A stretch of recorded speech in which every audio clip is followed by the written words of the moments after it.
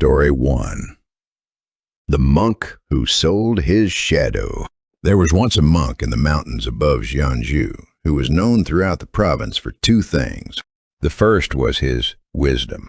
People traveled for days to sit with him and ask questions they could not answer themselves. Questions about suffering and impermanence and the nature of the self. And he would listen carefully and respond in a way that was neither simple nor complicated, but simply true. And they would leave feeling that something had shifted, some small obstruction cleared. The second thing he was known for was his shadow, or rather, the absence of it. For 12 years, since a morning in early spring that he would not discuss in detail, the monk had cast no shadow. In sunlight he stood solid and fully present, his robes, his bowl, his carefully worn sandals all distinct and real. But on the ground behind him, there was simply ground, no darkness, no outline, as if whatever absorbed and returned light in other people had simply stopped doing so for him. He did not speak of this unless asked directly. When asked, he said only that shadows are not the things that cast them, and left it at that. The rumor, which the monks at the monastery passed among themselves with the careful quietness of people who are not sure whether they believe something, but cannot stop thinking about it, was that he had sold it. Not metaphorically, not in some spiritual sense. Sold it in a transaction to something that had wanted it and had offered something in return. The something offered in return was never specified in the rumor, only that whatever he had received, he had considered worth the price at the time. A merchant from Hanyang arrived at the monastery one autumn with a proposition. He was not there for wisdom. He was there for the monk specifically, and he had done enough inquiry beforehand to arrive with reasonable confidence that the transaction he had in mind was possible. He was a practical man who had built a substantial trading business through the ability to identify what people wanted and to be the person who provided it. What he wanted was his own shadow gone. He had his reasons. He was involved in certain transactions that required movement at night and preferred not to be tracked. A man without a shadow, he had determined after considerable research, was significantly more difficult to follow. The monk heard him out completely. The monk who sold his shadow. Then he explained, gently but without equivocation, that he could not help with this. Not because it was impossible, but because the merchant had misunderstood the nature of the exchange. What the merchant wanted was a tool. What had happened to the monk was not the acquisition of a tool, but the consequence of a choice that had changed the nature of his existence in ways that were difficult to fully account for in advance. The absence of the shadow was simply the most visible of these changes. There were others that were less visible and considerably more significant. The merchant pressed him for details. The monk said that he had received, in exchange for his shadow, a particular kind of clarity. The ability to see certain things as they actually were rather than as they appeared. He had believed this would be an unambiguous benefit.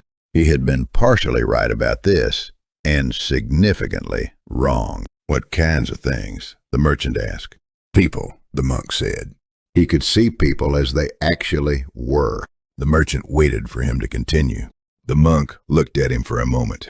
Then he suggested politely but with some firmness that the merchant return to Hanyang and conduct his nocturnal transactions by some other means. The merchant left the monastery the following morning. He did not look at the monk on his way out. The monk watched him go from the gate and then returned to the courtyard where he sat each morning.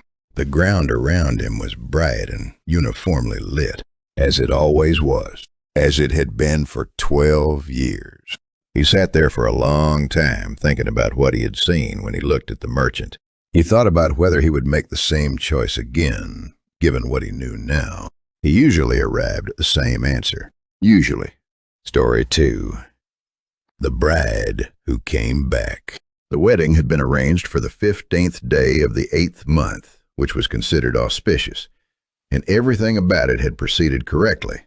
until the moment the bride arrived at the groom's family home, and the groom's mother looked at her and said nothing for a long time. This was noticed. The mother was a woman who was known for her opinions and for sharing them without significant delay. Her silence in this moment, at the threshold of her own home, watching her new daughter-in-law complete the formal bows, was the kind of silence that accumulates meaning the longer it extends. When it finally ended, she turned and went inside. The celebration continued. The guests ate and drank and offered their blessings in the traditional forms. The groom was visibly happy in the uncomplicated way of young men who have recently received something they wanted. The bride moved through the evening with the composure that the occasion required, greeting the relatives and accepting the gifts and saying the appropriate things at the appropriate times. Only the mother watched. Later, when the guests had gone and the household had settled into the particular quiet of late celebration, the mother went to her son's room and knocked.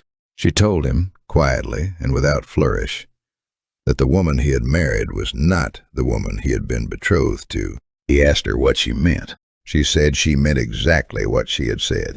The woman in the next room was not Sunja, the daughter of the merchant Huang from the Eastern District, whom she had met on 4 separate occasions during the arrangement of the match, and whom she would recognize without difficulty.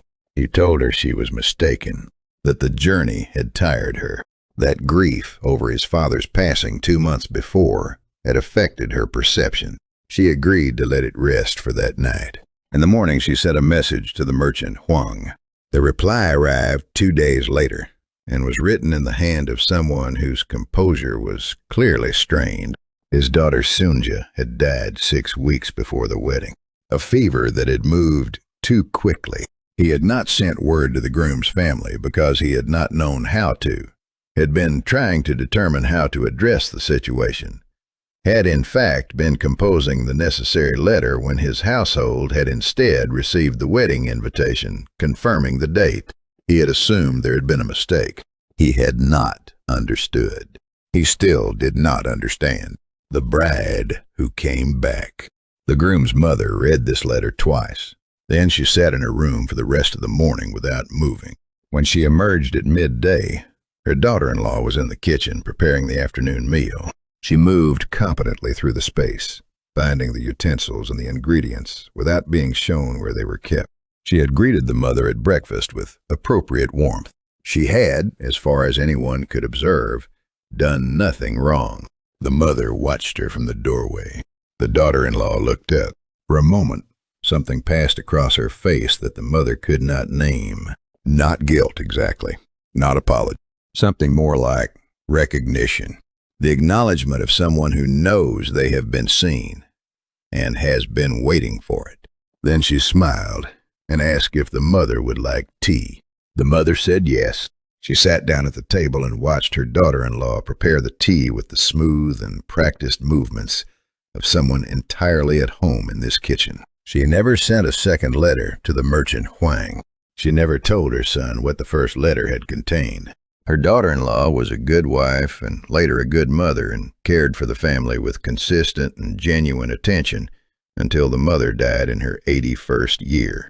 At the funeral, the daughter-in-law wept in a way that seemed entirely real. The mother had thought in her last years that it probably was. She had also thought that this was not the strangest thing about the situation. The strangest thing was that she had not been afraid. Not once. Not from the morning she understood. She had simply adapted, the way people adapt to most things when the alternative is not adapting. She drank the tea. It was very good. Story 3, Block 1. The Magistrate and the Ghost. The magistrate of Goryeo District was a practical man who had administered justice for 23 years without encountering anything he could not explain by reference to human nature, which he considered broad enough to encompass most of what people called mysterious. He was not superstitious. He was not credulous. He was the kind of man who, when presented with a ghost story, located the human motive at its center and worked outward from there. And he had not yet encountered a case where this methodology had failed him. The case came to him in the spring of his 24th year in the position. A farmer named Gunsick appeared at the magistrate's office and reported that he was being visited each night by his deceased wife, who had died in the winter of a lung sickness, and that she appeared at the foot of his sleeping mat and looked at him without speaking, and that this had been occurring for 6 weeks, and he had not slept properly in that time and was not able to continue in this condition. The magistrate asked several practical questions. Whether Gunsick had been drinking, whether he had outstanding debts that might explain anxiety-related sleeplessness, whether there had been any irregularity in the wife's burial, whether anyone in the household might have motive to frighten him. Gunsick had been drinking less than usual since the wife's death. He had no debts. The burial had been conducted correctly and on time. He lived alone since the children had grown and left. The magistrate was inclined to attribute the situation to grief and send the man home with suggestions about keeping busy. He did not do this because something in the quality of the man's distress gave him pause. He had seen many distressed people in 23 years. What he saw in Gunsick was not the distress of grief by itself. It was the distress of a man who had seen something he had not expected to see and did not know what to do with it. The magistrate went to the farm himself. He spent 3 nights there, sleeping in the main room with practical arrangements for light and observation. On the 3rd night, at the hour before dawn, he woke. There was a woman standing at the foot of his sleeping mat. The magistrate and the ghost. He was certain she had not entered through the door, which he would have heard. He was certain she had not entered through the window, which was secured. She was simply there, in the way that certain things are simply there when they have not arrived through conventional means. She was looking at him. He looked back. He was frightened. He was honest enough with himself to acknowledge this without qualification. He was frightened in a way that was entirely physical, a response of the body that preceded any thought. And he managed it by the same method he managed all difficult things, which was to continue doing what he had been doing before it appeared. He looked at her. She looked at him for a long time. Then she pointed, not at him, past him, at the wall behind him. Then she was gone. The magistrate sat in the dark for a considerable time before he rose and went to the wall she had indicated. He found, in the space between the wall and the exterior, wrapped in cloth and placed with the deliberateness of something concealed rather than lost, a collection of documents, deeds, contracts, records of debts owed to the wife's family, now owed to Gunsick, that certain parties had preferred to pretend did not exist. The magistrate returned to his offices and opened 3 separate cases. He resolved all 3 within the year. He wrote up the investigation in full for the provincial record, attributed to anonymous testimony from a witness, and filed it correctly. He did not write up the circumstances under which the witness had come forward. Some things are better administered than explained. Story 4. Block 1. The Boy Who Spoke to Tigers. In the mountain province of Hamgyong, in the decade when tigers were still plentiful enough that their presence near a village was a matter of regular management rather than remarkable occasion, there was born a boy named Chil-Su, who was unusual in a specific and observable way. He was not afraid of them. This was noted when he was 4 years old, and a large male tiger came to the edge of the village at midday. The village gathered at a safe distance with the tools and noise-making implements traditionally employed to encourage tigers to continue in a different direction. Chil-Su walked through the gathering and toward the tiger and sat down on the ground, approximately 10 steps away from it. His mother reached him in time to pull him back. The tiger watched this with what several witnesses later described as patience. This incident was attributed to the ignorance of very young children regarding danger and was not treated as significant. The second incident occurred when he was 7. A tigress with cubs was encountered on the forest path by 2 older boys from the village. They ran. Chil-Su, who had been with them and who also ran, turned back after a short distance and returned to the path. The older boys watched from a tree. He sat on the path. The tigress sat at the edge of the path. This arrangement continued for a period the watching boys estimated at somewhere between a very long time and forever. Then the tigress and her cubs moved into the forest, and Chelsea came back to the tree and told the older boys they could come down. He would not explain what had happened. When pressed, he said they had been talking. By the time he was 15, the village had developed a pragmatic relationship with his unusual quality. When a tiger was causing problems, when livestock was taken, or a path made unusable, they told Chelsea about it. He would go to where the tiger had been reported and be gone for a period ranging from an afternoon to several days and return with a resolution. He was asked on each of these occasions what had happened. He gave answers that were responsive without being specific. The boy who spoke to tigers. When he was 19, a scholar from the provincial capital heard about him and came to the village with the intention of documenting the phenomenon in full. The scholar was thorough. He interviewed the villagers, collected the accounts, established a timeline of incidents. He then requested to accompany Chelsea on one of the tiger conversations. Chelsea thought about this for a day. Then he agreed, with the condition that the scholar remain at a distance he specified and make no sound, regardless of what he observed. They went into the forest. Chelsea sat at the base of a large pine tree and became still in the specific way he became still in these situations, which was different from ordinary stillness, more total, as if he had set down some weight he usually carried. A tiger came out of the trees after perhaps an hour. It sat 10 steps from Chelsea. What happened between them occupied the scholar for the rest of his writing life, because he had watched it clearly and could not describe it satisfactorily. No sound was made by either party, no gesture as far as he could detect. They were simply both present, both attending to something. And then after a period, he lost track of timing, the tiger went back into the trees, and Chelsea got up and said they could return to the village. The scholar asked him on the walk back what the tiger had said. He said that tigers did not use words. The scholar asked what they used instead. Chelsea thought about it for a while. He said it was more like knowing, that in the conversation, each party simply knew certain things that they had not known before. At the village edge, he said only that the tiger was moving its family further into the mountains, that the forest near the village would be quieter for a while. It was. For 3 years, the village experienced none of the tiger encounters that had been a regular feature of life there.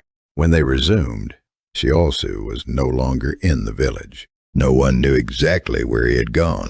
Some of the older villagers said they had seen him walking toward the high forest one morning and not seen him return. They did not go looking.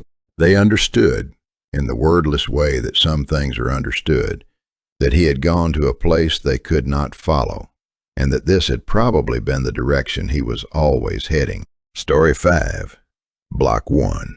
The Merchant's Debt. There was a merchant in the city of Pyongyang who owed a debt he could not pay. This was not unusual in itself. What made this debt unusual was its creditor. He had borrowed 15 years before from a man named Beko, who had at the time of the loan been one of the more successful moneylenders in the city. The loan had been made under standard terms, at standard interest, with a standard repayment schedule. The merchant had intended to repay it on time. He had not. Other debts had taken priority, and the Beko debt had been deferred, and the interest had accumulated.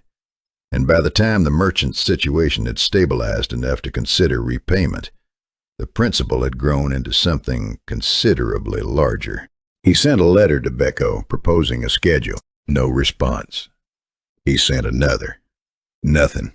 He eventually went to the address listed in the original loan documents and knocked. A neighbor told him that Beko had died 7 years previously. The merchant stood on the street and considered this information. He had been paying interest through a representative who appeared at his door on the first of each month without fail on a debt owed to a man who had been dead for 7 years. He did not pay the representative the following month. The representative came anyway. He was a small, neat man whose age was difficult to determine.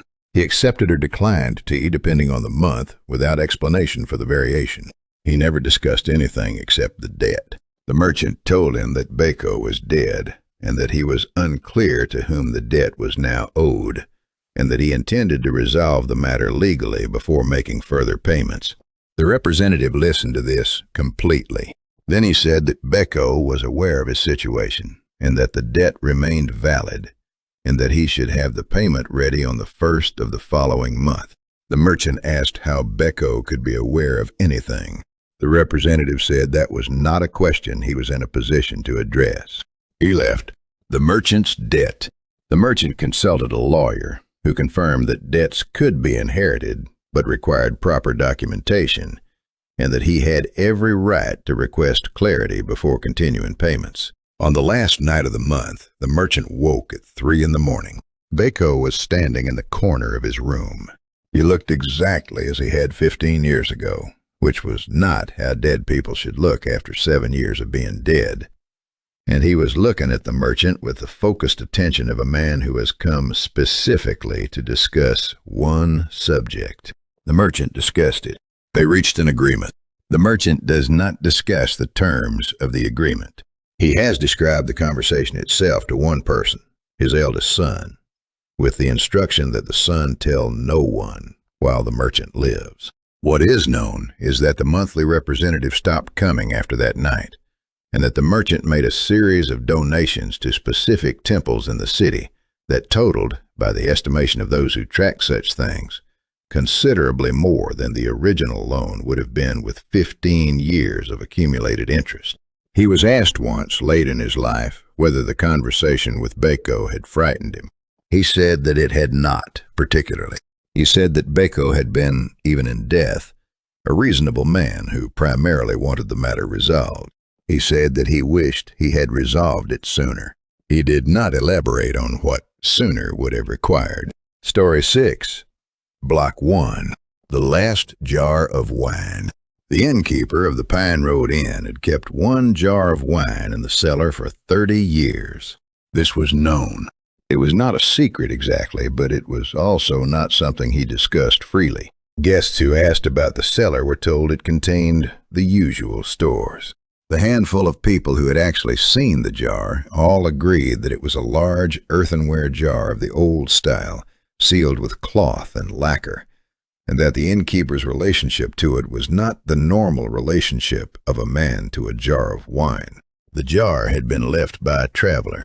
30 years ago, in the first year of his operation of the inn, a traveler had arrived late and paid for a room and a meal, and had asked to store a jar of wine in the cellar. He had paid for the storage. He had said he would return for it. He had not returned. The traveler had been, in the innkeeper's recollection, unusual without being visibly strange. He had seemed both very old and very young, which is a description that makes no sense, and which the innkeeper repeated exactly this way every time he told the story. He had eaten well and drunk moderately and gone to his room at a reasonable hour, and been gone in the morning before the household was up. Everything he had paid was found on the table in his room, correct to the coin, except for the jar. The innkeeper had waited a month, a season, a year. He had kept the jar in the cellar as agreed, and had begun, in the second year, to think about what he would do if the traveler did not come back. He had decided nothing. He had simply continued keeping the jar because the alternative felt like a decision he was not authorized to make. In the 15th year, his son had asked to open it. He had said no with unusual firmness that surprised both of them. He could not explain the firmness. He knew only that the jar was not his to open, and that he was responsible for it until the owner came for it. The last jar of wine. In the 28th year, a traveler arrived who seemed both very old and very young. He ate well and drank moderately, and asked the innkeeper, after the meal, whether a jar had been kept for him. The innkeeper brought it up from the cellar himself. He set it on the table. The traveler looked at it for a long time without touching it. Then he looked at the innkeeper. He said that most people would have opened it by now. The innkeeper said that it did not belong to him. The traveler was quiet for a moment. Then he asked the innkeeper to open it. The innkeeper broke the seal. The wine inside was perfectly preserved. He poured 2 cups. They drank together. He has never been able to describe what the wine tasted like, and he has thought about this many times. It tasted like wine, he says, but like wine in the way that a perfect day in late summer tastes like all the late summers you have ever known, all at once. The traveler thanked him. He paid for a room. He left in the morning before the household was up. The innkeeper went to the cellar. The jar was empty, as expected. Beside it was a small cloth bag. He does not say what was in it. He says only that he understood when he opened it what the wine had been for, and why it had been worth keeping for 30 years. He says he would do it again. The end.